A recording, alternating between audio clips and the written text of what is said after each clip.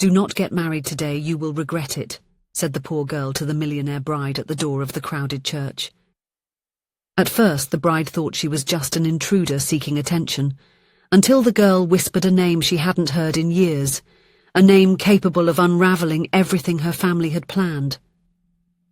Suddenly, the perfect wedding began to crumble, and the bride realized that this unknown child might be the key to a truth that would change her destiny forever. Hello, my friends. I am Linda, and this is Linda Love Stories. I hope you enjoy this story.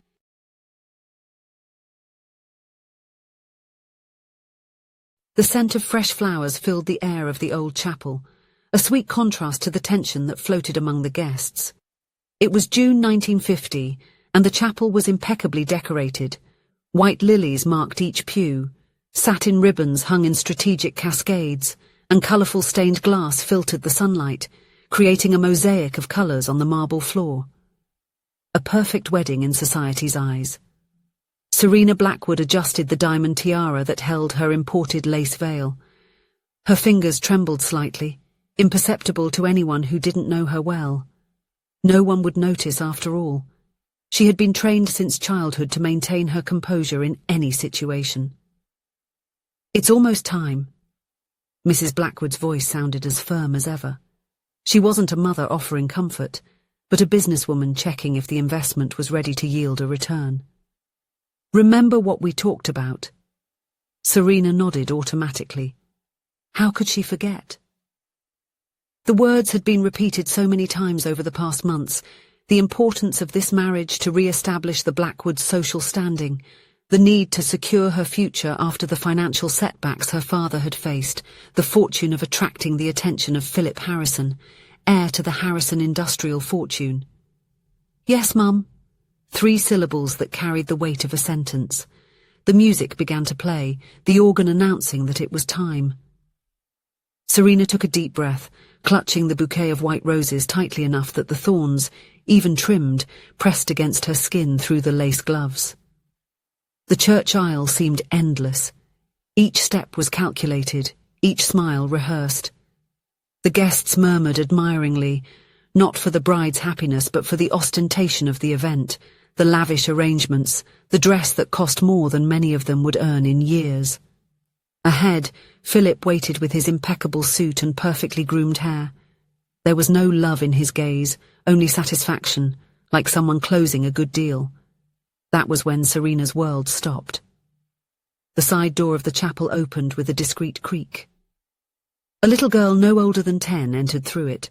Her simple cotton dress was clean but frayed at the edges. The shoes showed signs of a long walk, and her brown hair was tied in a poorly made braid that let loose strands frame her face. But it was the eyes that captured Serena's attention. Intense green eyes that seemed much older than the body that carried them. Eyes she knew, which awakened a deep memory buried under years of conditioning and expectations. The girl moved among the pews, ignoring the disapproving looks from the elegant guests. She approached until she almost touched Serena's dress, hesitating for a moment before gently tugging at the silk of the skirt. "Don't get married today, you will regret it," said the girl, with a voice that was both childish and laden with urgency. A murmur of indignation swept through the chapel. Mrs. Blackwood was already gesturing for someone to remove the intruder, but Serena subtly raised her hand, stopping her mother with the unexpected gesture. "Who are you?" Serena asked, her voice almost a whisper. "I am June," replied the girl, holding firmly onto the hem of the dress. "My father is dying, and he needs to speak with you before it's too late." The world around Serena seemed to disappear. Only one name echoed in her mind. David. David Matthews. The artist with ink-stained hands and a smile that lit up any room. The man whose love for her was considered inappropriate, inconvenient, an obstacle to her family's grand plans. David, who had been widowed young, raising a small daughter alone when Serena met him during that summer, 5 years ago. David, whose only crime was not being born into wealth. David, whom the family had pushed away with threats and manipulations, convincing Serena that she needed to make sacrifices for the greater good. "June," Serena repeated the name. savouring the familiarity she had never known. David's daughter, the girl who could have been part of her life. The organ continued to play, the wedding melody now sounding like a funeral march for the dreams Serena had buried. Philip frowned, annoyed by the interruption in the perfect script. The photographers hired to document the wedding of the year seemed confused, unsure if they should capture that unexpected moment. "Where is he?" Serena asked, bending down to be at the child's eye level. "At St. Margaret's Hospital. The doctors say he won't hold on for much longer." June spoke with painful objectivity, like someone who had already faced enough losses to understand the weight of the words. Something inside Serena broke, or perhaps finally set itself free. Years of obedience, silencing her own desires, sacrificing her happiness for what they called family duty. All of this now seemed like an unbearable burden in the eyes of June, so similar to her father's. "Serena, what's going on?" Philip's voice sounded impatient, irritated by the deviation from the plan. She rose slowly, feeling the weight of the luxurious dress like an anchor trying to sink her. She looked at Philip, at her mother, at the guests who awaited the spectacle of the perfect wedding. Then she looked back at June, who waited with the silent dignity of someone who has already learned that the world does not always meet requests. "I can't do this." The words came out almost like a sigh, but filled with a certainty Serena had never felt before. "What?" Philip stepped forward, confusion and anger mingling on his face. "I can't marry you." Serena spoke louder now, her voice echoing through the silent chapel. "I'm sorry, but I can't go through with this." Mrs. Blackwood advanced, gripping her daughter's arm tightly. "Have you lost your mind? Think of the scandal, the family." "I've thought about the family for too long," Serena replied, gently removing her mother's hand. "Now I need to think about myself." She turned to June, reaching out her hand. "Take me to him." The girl nodded, a glimmer of hope lighting up her tired eyes. Serena handed the bouquet to a stunned bridesmaid, removed the veil and tiara, carefully placing them on the nearest bench. Then, hand in hand with June, she walked towards the chapel exit, the shocked murmurs of the guests growing with each step. "You'll regret this," Mrs. Blackwood's voice echoed behind her, laden with fury and promises of consequences. Serena paused for a moment, turning back one last time. "The only regret I have is having waited for a child to show me the right path." The summer sun hit her with intensity as she left the chapel, as if welcoming her back to life. The wedding dress was too awkward for the run to the taxi waiting nearby, but Serena didn't care. For the first time in years, she felt light, despite the circumstances. St. Margaret's Hospital was located on the outskirts of the city, in an area that rarely received visits from someone like Serena Blackwood. It was a worn-down building with narrow corridors and yellowish lighting that made everything look sickly. "He's at the end of the hallway," June explained, guiding Serena with the familiarity of someone who had walked that path many times in the last few days. "Sometimes he gets confused, but today he was better." The room was simple, with 3 beds separated only by thin curtains. David occupied the last one next to the window overlooking a small garden. He was thinner than Serena remembered, with pale skin against the white hospital sheets. But his eyes still shone with the same intensity Serena remembered. "Serena?" His voice came out weak, as if he couldn't believe what he was seeing. "Is it really you?" She approached, sitting on the edge of the bed. The wedding dress spread around her like sea foam, completely out of place in that simple hospital room. "Yes, David, it's me." Her hands met his, pale and cold, yet still strong. You're dressed as a bride." It wasn't a question, but a painful realization. "I was about to make a mistake," Serena replied, feeling tears welling up in her eyes. "But your daughter saved me." David looked at June, who remained silent beside the bed, watching the reunion with attentive eyes. A slight smile appeared on his chapped lips. "She's as stubborn as her mother was," he said with a trace of pride in his weak voice. I told her she shouldn't bother you, that you moved on with your life. But she insisted. And I thank you for that, Serena replied, gently squeezing his hand. Why didn't you look for me, David, all these years? A coughing fit prevented him from answering immediately. June quickly grabbed a glass of water, helping him drink. The intimacy of the gesture, the girl's natural care for her father, made Serena's heart tighten. Your family made it clear that I wasn't welcome, David finally replied. They said you were moving on, that it would be better for everyone if I disappeared, and then... He looked at June. We got sick, me and June. A tough winter, no money for medicine. She recovered, thank God. I wasn't so lucky. It's tuberculosis, June explained with the straightforward frankness of children. The doctors say it's very advanced now. Serena felt the world collapse around her. 5 years.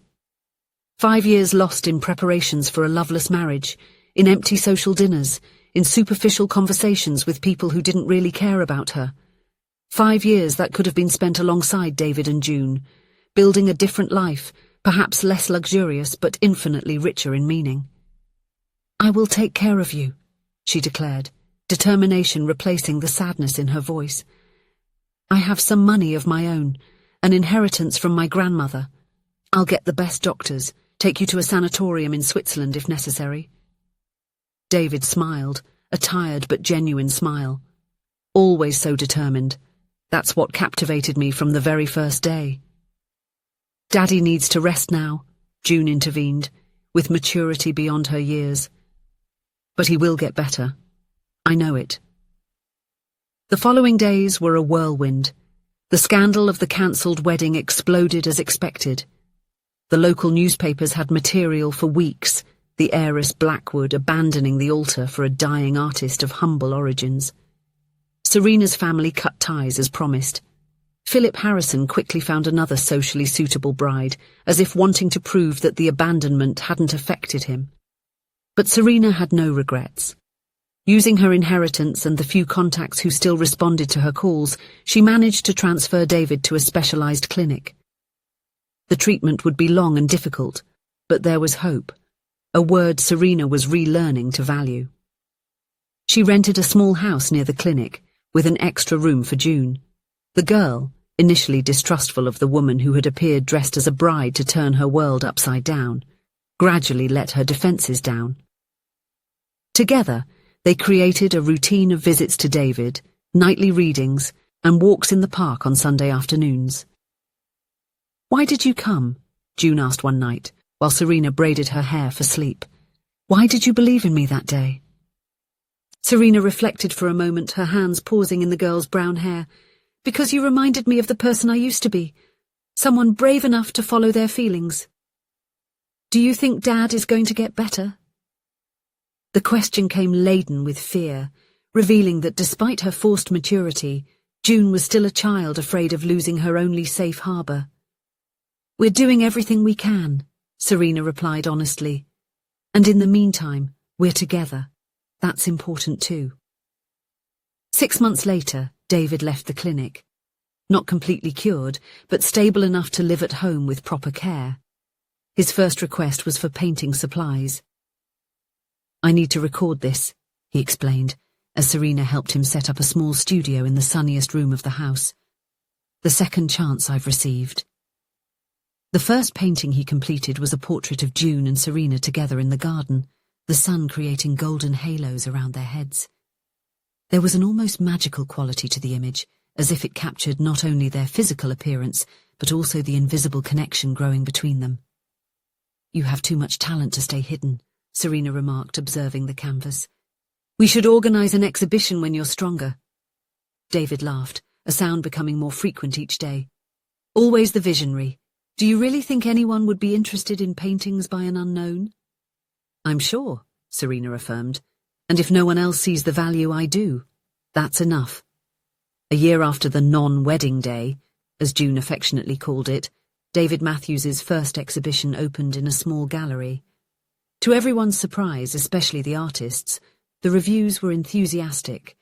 His art, intensified by the near-death experience, touched people in a profound way. "Maybe I need to thank tuberculosis," David commented, observing the crowded gallery on opening night. "It added depth to my work." "I'd rather thank your daughter," Serena replied, watching June further ahead, proudly explaining one of the paintings to an art critic. "For having had the courage to interrupt a wedding. Would you have gotten married?" The question David had never asked directly hovered between them. "Yes," Serena admitted, "and I would have lived the rest of my life wondering what happened to you, feeling that something essential was missing. Living a life that was not truly mine." David took her hand, intertwining his fingers with hers. "I still don't understand how we got so lucky." "It wasn't luck," Serena replied, squeezing his hand. "It was June recognizing what I had forgotten, that some traditions need to be broken, some scandals need to happen, so that we can live with truth." 3 years later, in a small ceremony in the garden of the house they now shared, Serena and David got married. Her dress was simple, made by a local seamstress. June, now 13, was the only bridesmaid, carrying a bouquet of daisies picked that morning. There was no press, no society watching, no fortunes being united. Just 3 people who had learned, the hard way, that life is too short to live for others. And when Serena looked at June, now her daughter not only in her heart but also on paper, she remembered that determined girl at the chapel door, with eyes much wiser than her age, saying, "Don't get married today. You'll regret it." Words that changed everything. If you enjoyed the story, please leave a comment with a rating from 1 to 5 to show how much you liked it. Also, watch the video that is now appearing on your screen. See you soon.